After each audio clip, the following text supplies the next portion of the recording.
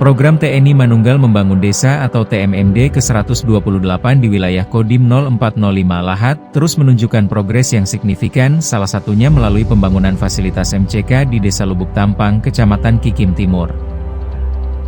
Pembangunan fasilitas ini menjadi upaya dalam meningkatkan kualitas sanitasi serta kesehatan masyarakat.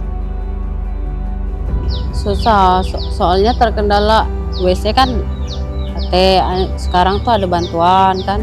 Kalau nak buang air kapot dekat di sini, tidak perlu ke sungai. Terima kasih lah bangun ke WC, lah bangun ke sumur bor. Terima kasih banyak Bapak-bapak TNI. Semoga lancar kerjaannya. Dengan adanya fasilitas MCK ini, masyarakat kini dapat memenuhi kebutuhan sanitasi dengan lebih mudah dan layak. Diharapkan keberadaan fasilitas ini dapat mendorong pola hidup yang lebih sehat di lingkungan masyarakat.